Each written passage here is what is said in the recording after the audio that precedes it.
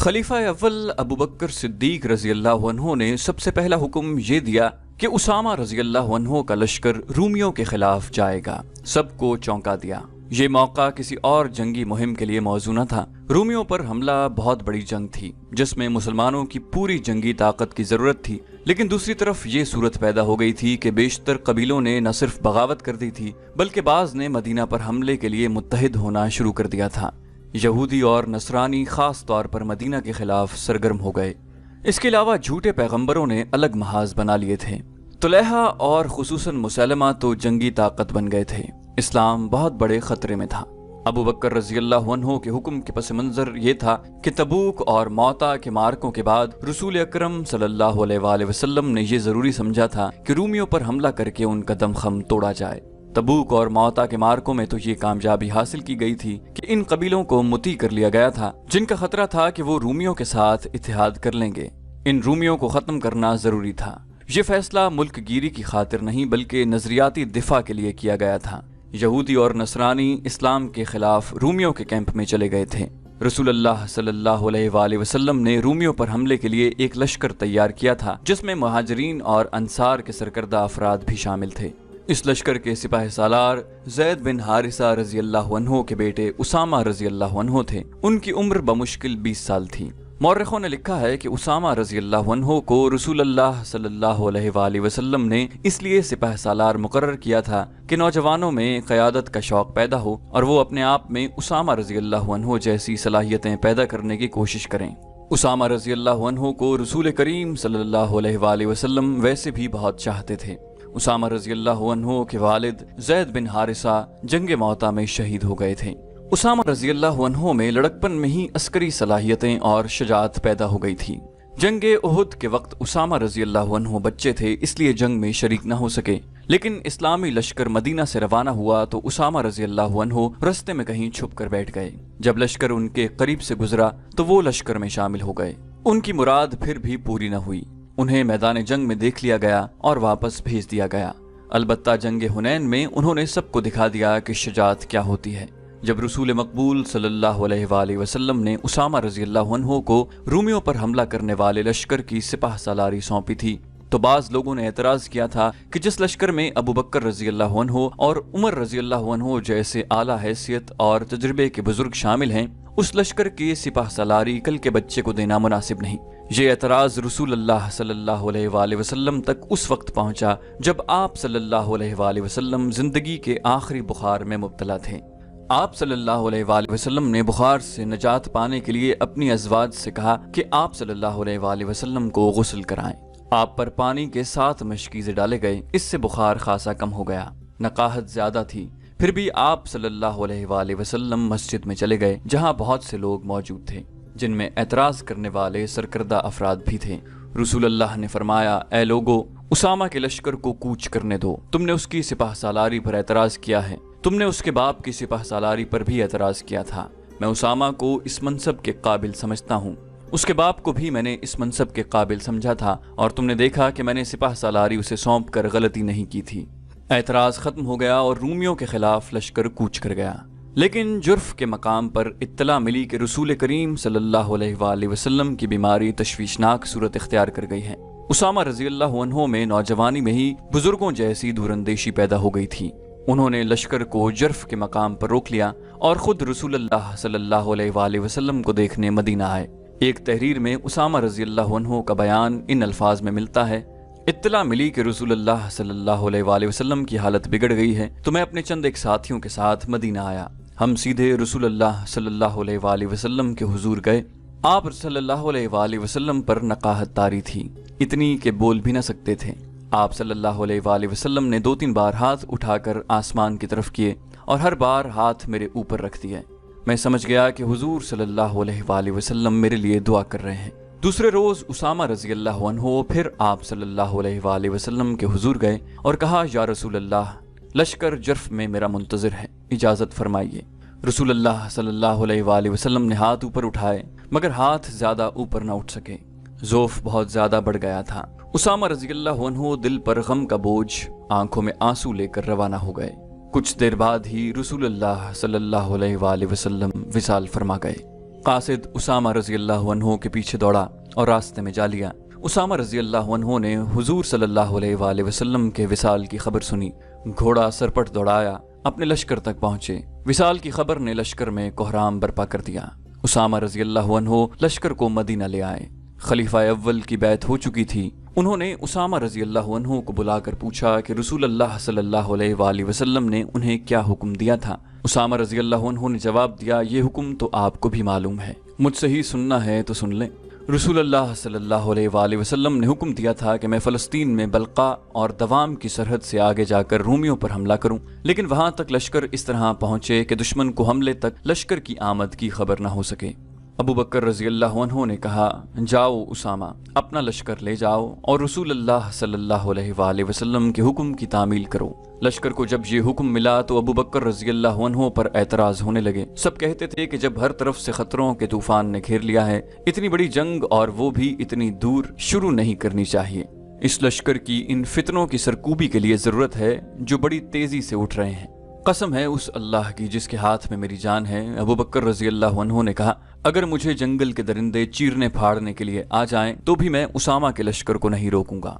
मैं इस हुक्म की खिलाफ वर्जी किस तरह कर सकता हूँ जो रसूल अल्लाह सल्लल्लाहु अलैहि वसल्लम ने अपनी जिंदगी में दिया था। मैं अगर मदीना में अकेला रह गया तो भी इस लश्कर को नहीं रोकूंगा। तुम पर सलामती हो अबू बकर, उमर रजी अल्लाह अन्हो ने कहा।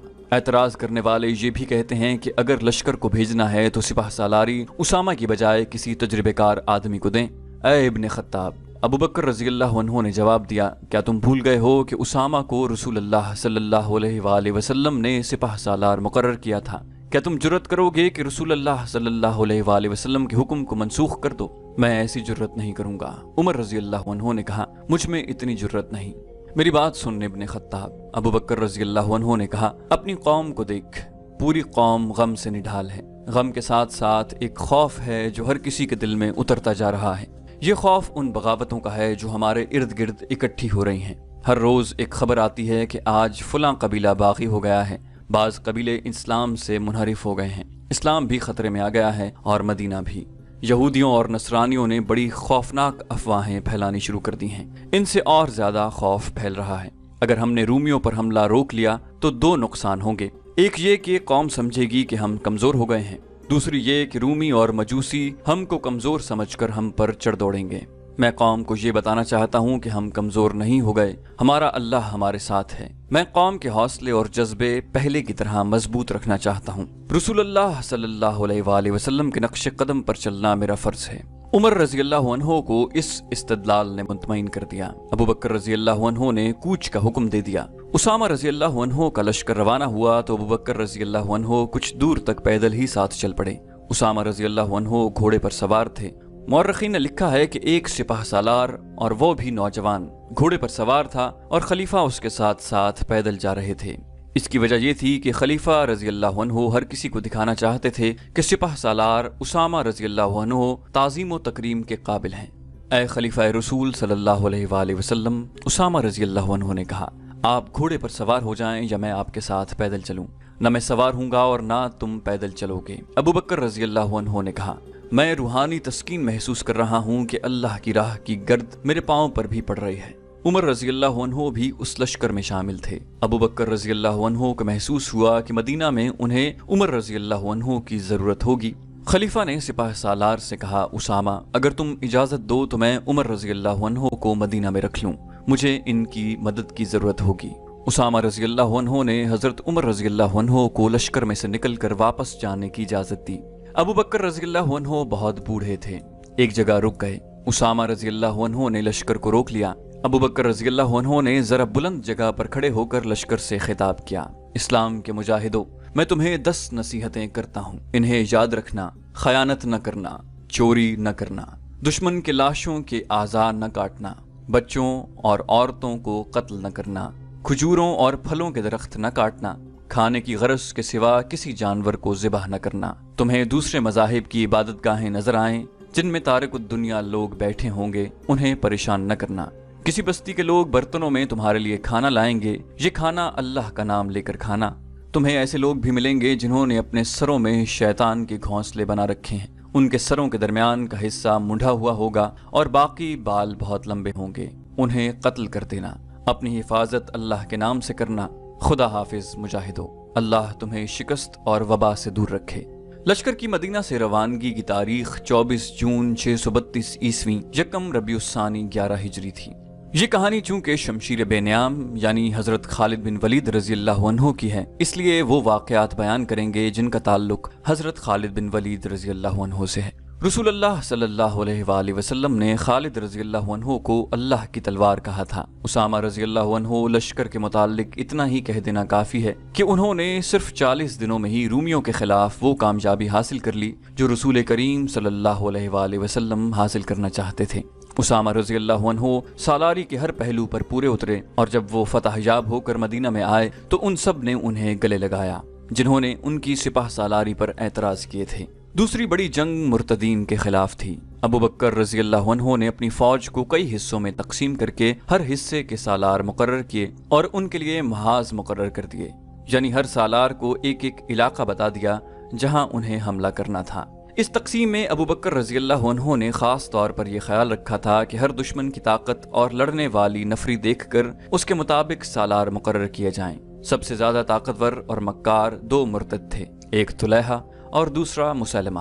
ان دونوں نے نبوت کا دعویٰ کر کے ہزارہا پیروکار پیدا کر لیے تھے۔ خالد بن ولید رضی اللہ عنہ کو ابو بکر رضی اللہ عنہ نے حکم دیا کہ وہ طلحہ کی بستیوں پر حملہ کریں اور اس سے فارغ ہو کر بطاح کا رخ کریں جہاں بنی تمیم کے سردار مالک بن نویرہ نے بغاوت کر دی تھی۔ تمام سالار اپنے اپنے محاذوں اور مہموں کو روانہ ہو گئے۔ خالد رضی اللہ عنہ اپنی مہم کے علاقے میں حسب عادت اتنی تیزی سے پہنچے کہ دشمن کو خبر تک نہ ہوئی۔ انہوں نے کچھ بستیوں کو گھیرے میں لے لیا تو خالد رضی اللہ عنہ کے پاس کچھ آدمی آئے اور انہیں بتایا کہ بعض قبیلے طلحہ کے فریب کا شکار ہیں، ان کی خونریزی مناسب نہیں ہوگی۔ اگر خالد رضی اللہ عنہ ذرا انتظار کریں تو قبیلہ تئی کے کم و بیش 500 آدمی خالد رضی اللہ عنہ کے دستے میں شامل ہو جائیں گے۔ خالد رضی اللہ عنہ نے انتظار کیا اور یہ آدمی قبیلہ تئی کے 500 آدمی لے آئے جو طلحہ کے قبیلے اور اس کے زیر اثر قبیلوں کے خلاف لڑنے پر آمادہ تھے۔ وہ مسلح ہو کر آئے تھے۔ اسی طرح قبیلہ جدیلہ بھی خالد رضی اللہ عنہ کے ساتھ مل گیا۔ طلحہ کو پتہ چلا تو وہ بہت گھبرایا، لیکن ایک شخص اینیا اس کے ساتھ تھا۔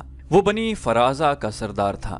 اس کے دل میں مدینہ والوں کے خلاف اتنا عناد بھرا ہوا تھا کہ اس نے اعلان کر دیا کہ وہ مدینہ والوں کی حکومت کو کسی قیمت پر تسلیم نہیں کر سکتا۔ غزوہ احزاب میں جن 3 لشکروں نے مدینہ پر حملہ کرنے کا منصوبہ بنایا تھا، ان میں سے ایک لشکر کا سالار یہی شخص اینیا بن حسن تھا۔ رسول کریم صلی اللہ علیہ وآلہ وسلم نے اپنے اس اصول کے مطابق کہ دشمن کو تیاری کی حالت میں پکڑو، مدینہ سے نکل کر ان تینوں لشکروں پر حملہ کر دیا تھا۔ سب سے زیادہ نقصان اینیا کے لشکر کو اٹھانا پڑا۔ اس نے مجبور ہو کر اسلام قبول کر لیا تھا، لیکن اسلام کے خلاف سرگرم رہا۔ خالد رضی اللہ عنہ کو پتہ چلا کہ طلحہ کے ساتھ اینیا ہے تو انہوں نے عہد کیا کہ ان دونوں کو نہیں بخشیں گے۔ خالد رضی اللہ عنہ نے پیش قدمی سے پہلے اپنے 2 آدمیوں اکاشا بن محسن اور ثابت بن اکرم انصاری کو لشکر سے آگے بھیج دیا کہ وہ دشمن کی نقل و حرکت یا کوئی اور بات دیکھیں جو لشکر کی پیش قدمی کے کام آ سکے تو پیچھے اطلاع دیں۔ دونوں چلے گئے اور خالد رضی اللہ عنہ اپنے دستوں کے ساتھ آگے بڑھتے گئے۔ بہت دور جا کر ان دونوں میں سے کوئی بھی واپس آتا دکھائی نہ دیا۔ کچھ دور گئے تو 3 لاشیں پڑی ملی جو خون میں نہائی ہوئی تھیں۔ 2 لاشیں انہی آدمیوں اکاشا اور ثابت کی تھیں جنہیں خالد رضی اللہ عنہ نے آگے بھیجا تھا۔ تیسری لاش کسی اجنبی کی تھی۔ بعد میں جو انکشاف ہوا طبری اور قاموس کے مطابق کہ یہ دونوں آگے جا رہے تھے، راستے میں انہیں ایک شخص ہبال مل گیا۔ ایک مورخ کامل بن اسیر لکھتا ہے کہ ہبال طلحہ کا بھائی تھا، لیکن طبری اور قاموس اسے طلحہ کا بھتیجا لکھتے ہیں۔ اکاشا اور ثابت نے اسے للکار کر قتل کر دیا۔ اس کی اطلاع طلحہ کو مل گئی۔ وہ اپنے بھائی سلمہ کو اپنے ساتھ لے کر آ گیا۔ اکاشا اور ثابت ابھی اور آگے جا رہے تھے۔ طلحہ اور سلمہ نے گھات لگائی اور دونوں کو مقابلے کی مہلت دیے بغیر ہی قتل کر دیا۔ خالد رضی اللہ عنہ آگ بگولا ہو گئے اور طلحہ کی بستی پر جا تھمکے۔ اینیا طلحہ کی فوج کی کمان کر رہا تھا اور طلحہ ایک خیمے میں نبی بنا بیٹھا تھا۔ اینیا نے مسلمانوں کا قہر اور غضب دیکھا تو وہ اپنا لشکر چھوڑ کر طلحہ کے پاس گیا۔ وہ طلحہ کو نبی مانتا تھا۔ اے نبی، اینیا نے طلحہ سے پوچھا، مشکل کا وقت آن پڑا ہے، جبریل کوئی وحی لائے ہیں؟ طلحہ نے کہا، ابھی نہیں، تم لڑائی جاری رکھو۔ اینیا دوڑتا گیا اور لڑائی میں شامل ہو گیا۔ مسلمانوں کا قہر اور بڑھ گیا۔ خالد رضی اللہ عنہ کی چالیں جھوٹے نبی کے لشکر کے پاؤں اکھاڑ رہی تھیں۔ اینیا ایک بار پھر طلحہ کے پاس گیا۔ اے نبی، اس نے طلحہ سے پوچھا، کوئی وحی نازل ہوئی؟ طلحہ نے کہا، ابھی نہیں، تم لڑائی جاری رکھو۔ اینیا نے جھنجھلا کر پوچھا، وحی کب نازل ہوگی؟ تم کہا کرتے ہو کہ مشکل کے وقت وحی نازل ہوتی ہے۔ خدا تک میری دعا پہنچ گئی ہے، طلحہ نے کہا، وحی کا انتظار ہے۔ اینیا اپنے لشکر میں چلا گیا، مگر اب اس کا لشکر خالد رضی اللہ عنہ کے گھیرے میں آ گیا تھا۔ اینیا گھبراہٹ کے عالم میں ایک بار پھر طلحہ کے پاس گیا اور اسے اپنے لشکر کی کیفیت بتا کر پوچھا کہ وحی نازل ہوئی یا نہیں۔ طلحہ نے جواب دیا، ہاں وحی نازل ہو چکی ہے۔ کیا؟ یہ کہ طلحہ نے جواب دیا، مسلمان بھی جنگ لڑ رہے ہیں، تم بھی جنگ لڑ رہے ہو، تم اس وقت کو کبھی نہ بھول سکو گے۔ اینیا کو کچھ اور توقع تھی، لیکن طلحہ نے اسے مایوس کر دیا تھا۔ اسے یہ بھی پتہ چل گیا کہ طلحہ جھوٹ بول رہا ہے۔ اینیا نے غصے سے کہا، وہ وقت جلد ہی آ رہا ہے جسے تم ساری عمر نہیں بھول سکو گے۔ اینیا دوڑتا باہر گیا اور چلا چلا کر اپنے قبیلے سے کہنے لگا، اے بنو فرازہ، طلحہ کذاب ہے، جھوٹے نبی کے پیچھے جانیں مت گواؤ، بھاگو اپنی جانیں بچاؤ۔ بنو فرازہ تو بھاگ اٹھے۔ طلحہ کے اپنے قبیلے کے لڑنے والے لوگ طلحہ کے خیمے کے ارد گرد جمع ہو گئے۔ خالد رضی اللہ عنہ تماشا دیکھنے لگے۔ طلحہ کے خیمے کے ساتھ ایک گھوڑا اور ایک اونٹ تیار کھڑے تھے۔ قبیلہ طلحہ سے پوچھ رہا تھا کہ پھر اب کیا حکم ہے؟ طلحہ کی بیوی جس کا نام نوار تھا اس کے ساتھ تھی۔ طلحہ گھوڑے پر سوار ہو گیا اور اس کی بیوی اونٹ پر چڑھ بیٹھی۔ لوگوں، طلحہ نے اپنے قبیلے سے کہا، میری طرح جس کے پاس بھاگنے کا انتظام ہے وہ اپنے بیوی بچوں کو لے کر بھاگ جائے۔ اس طرح اس کذاب کا فتنہ ختم ہو گیا۔ عمر رضی اللہ عنہ کے دور خلافت میں طلحہ نے ان کے ہاتھ پر بیعت کی اور مسلمان ہو گیا۔ خالد رضی اللہ عنہ نے اور کئی قبیلوں کو مطیع کیا اور انہیں ارتداد کی کڑی سزا دی۔ ان پر اپنی شرائط عائد کی۔ اسلام سے جو منحرف ہو گئے تھے انہیں دوبارہ حلقہ بگوش اسلام کیا۔ طلحہ کی نبوت کو بھی خالد رضی اللہ عنہ نے ختم کر دیا، اور اینیا جو یہودیوں سے بڑھ کر مسلمانوں کا دشمن تھا، ایسا بھاگا کہ اس نے عراق جا کر دم لیا، مگر اس کا زہر ابھی پیچھے رہ گیا تھا۔ یہ زہر ایک عورت کی شکل میں تھا جو سلمہ کہلاتی تھی۔ سلمہ بنو فرازہ کی سرداروں کے خاندان کی ایک مشہور عورت ام قرفہ کی بیٹی تھی۔ رسول کریم صلی اللہ علیہ وآلہ وسلم کی زندگی کا واقعہ ہے کہ زید بن حارثہ رضی اللہ عنہ بنی فرازہ کے علاقے میں جا نکلے۔ یہ قبیلہ مسلمانوں کا جانی دشمن تھا۔ وادی القرا میں زید رضی اللہ عنہ کا سامنا بنی فرازہ کے چند آدمیوں سے ہو گیا۔ زید رضی اللہ عنہ کے ساتھ بہت تھوڑے آدمی تھے۔ بنی فرازہ کے ان آدمیوں نے ان سب کو قتل کر دیا اور زید رضی اللہ عنہ کو گہرے زخم آئے۔ وہ گرتے پڑتے مدینہ پہنچ گئے۔ جب ان کے زخم ٹھیک ہو گئے تو رسول اکرم صلی اللہ علیہ وآلہ وسلم نے انہیں باقاعدہ فوجی دستے دے کر بنو فرازہ پر حملے کے لیے بھیجا۔ مسلمانوں نے بنی فرازہ کے بہت سے آدمیوں کو ہلاک اور کچھ کو قید کر لیا۔ جھڑپ بڑی خونریز تھی۔ ان قیدیوں میں ام قرفہ فاطمہ بنت بدر بھی تھی۔ اس عورت کی شہرت یہ تھی کہ اپنے قبیلے کے علاوہ دوسرے قبیلوں کو بھی مسلمانوں کے خلاف بھڑکاتی رہتی تھی۔ اسے مدینہ لا کر سزائے موت دے دی گئی تھی۔ اس کے ساتھ اس کی کمسن بیٹی ام زمل سلمہ بھی تھی۔ رسول کریم صلی اللہ علیہ وآلہ وسلم نے یہ لڑکی ام المومنین عائشہ صدیقہ رضی اللہ عنہ کے حوالے کر دی۔ اسے پیار سے رکھا گیا مگر وہ ہر وقت اداس رہتی تھی۔ عائشہ صدیقہ رضی اللہ عنہ نے اس پر رحم کرتے ہوئے اسے آزاد کر دیا، بجائے اس کے کہ سلمہ مسلمانوں کی شکر گزار ہوتی کہ اسے لونڈی نہ رہنے دیا گیا اور اسے آزاد کر کے اونچی حیثیت میں واپس بھیج دیا گیا۔ اس نے اپنے دل میں اپنی ماں کے قتل کا انتقام رکھ لیا اور جنگی تربیت حاصل کرنے لگی۔ وہ سرداروں کے خاندان کی لڑکی تھی، اس میں قیادت کے جوہر بھی پیدا ہو گئے۔ اس نے مسلمانوں کے خلاف ایک لشکر تیار کر لیا اور مدینہ پر حملے کے لیے پر تولنے لگے، مگر مسلمان ایک جنگی قوت بن چکے تھے، اس لیے سلمہ مدینہ کے قریب آنے کی جرت نہ کر سکی۔ اب طلحہ اور اینیا کو شکست ہوئی تو سلمہ میدان میں آ گئی۔ اس کی ماں اینیا کی چچا زاد بہن تھی۔ جن قبیلوں نے خالد رضی اللہ عنہ سے ٹکر لی تھی انہیں یہ لڑائی بہت مہنگی پڑی تھی۔ جو بچ گئے تھے وہ ادھر ادھر بھاگ گئے۔ ان میں غطفان، طی، بنو سلیم اور حوازن کے بعض سرکردہ لوگ سلمہ کے ہاں جا پہنچے اور عہد کیا کہ سلمہ اگر ان کا ساتھ دے تو وہ مسلمانوں سے انتقام لینے کے لیے جانیں قربان کر دیں گے۔ سلمہ تو موقع کی تلاش میں تھی، وہ تیار ہو گئی اور چند دنوں میں اپنا لشکر تیار کر کے روانہ ہو گئی۔ اس وقت خالد رضی اللہ عنہ بزاخہ میں تھے جہاں انہوں نے طلحہ کو شکست دی تھی۔ انہیں اطلاع ملی کہ بنو فرازہ کا لشکر آ رہا ہے۔ خالد رضی اللہ عنہ نے اپنے دستوں کو تیار کر لیا۔ جس طرح سلمہ کی ماں اپنے جنگی اونٹ پر سوار ہو کر لشکر کے آگے آگے چلا کرتی تھی، اسی طرح سلمہ بھی اپنے لشکر کے آگے آگے تھی۔ اس کے ارد گرد 100 شتر سواروں کا گھیرا تھا جو تلواروں اور برچھیوں سے مسلح تھا۔ یہ لشکر جوش و خروش بلکہ قہر اور غضب کے نعرے لگاتا آ رہا تھا۔ خالد رضی اللہ عنہ نے انتظار نہ کیا کہ دشمن اور قریب آئے۔ ان کے ساتھ نفری تھوڑی تھی، وہ دشمن کو اتنی مہلت نہیں دینا چاہتے تھے کہ وہ حملے کی ترتیب یا قلیل تعداد مسلمانوں کو نفری کے افراد کے بلبوتے پر گھیرے میں لینے کی پوزیشن میں آئے۔ خالد رضی اللہ عنہ نے ہلہ بولنے کے انداز سے حملہ کر دیا۔ انہیں معلوم تھا کہ دشمن کا لشکر سفر کا تھکا ہوا ہے۔ خالد رضی اللہ عنہ نے دشمن کی اس جسمانی کیفیت سے بھی فائدہ اٹھایا۔ سلمہ جو 100 جانثار شتر سواروں کے حفاظتی نرغے میں تھی، اشتعال انگیز الفاظ سے اپنے لشکر کے جوش و خروش میں جان ڈال رہی تھی۔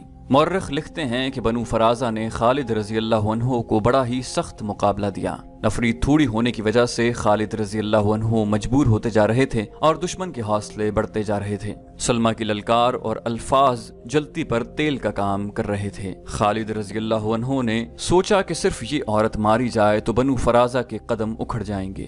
انہوں نے اپنے چند ایک منتخب جاں بازوں سے کہا کہ وہ سلمہ کا حفاظتی حصار توڑ کر اسے اونٹ سے گرا دیں۔ سلمہ کے محافظ بھی جاں باز ہی تھے، وہ خالد رضی اللہ عنہ کے جاں بازوں کو قریب نہ آنے دیتے۔ ان جاں بازوں نے یہ طریقہ اختیار کیا کہ ایک ایک محافظ شتر سواروں کو دوسروں سے الگ کر کے مارنا شروع کر دیا۔ اس طرح جاں بازوں نے گھیرا توڑ دیا، لیکن کوئی جاں باز سلمہ تک نہیں پہنچ سکا تھا، زخمی ہو کر پیچھے آ جاتا تھا۔ آخر پورے 100 محافظ مارے گئے۔ خالد رضی اللہ عنہ کو اس کی بہت بڑی قیمت دینی پڑی۔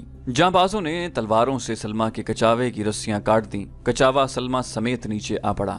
جاں بازوں نے خالد رضی اللہ عنہ کی طرف دیکھا کہ کیا حکم ہے، قیدی بنانا ہے یا قتل کرنا ہے؟ خالد رضی اللہ عنہ نے ہاتھ سے اشارہ کیا۔ ایک جاں باز نے تلوار کے ایک ہی وار سے سلمہ کا سر تن سے جدا کر دیا۔ بنو فرازہ نے یہ منظر دیکھا تو ان میں بھگدڑ مچ گئی اور وہ اپنی لاشوں اور زخمیوں کو چھوڑ کر بھاگ گئے۔ مدینہ سے تقریباً 275 میل شمال مشرق میں بطاح نام کا ایک چھوٹا سا گاؤں ہے جس میں بدوؤں کے چند ایک کنبے ہیں۔ اس گاؤں کو کوئی اہمیت حاصل نہیں۔ اگر وہاں ادھر ادھر غور سے دیکھیں تو ایسے آثار ملتے ہیں جیسے یہاں کبھی کوئی شہر آباد رہا ہو۔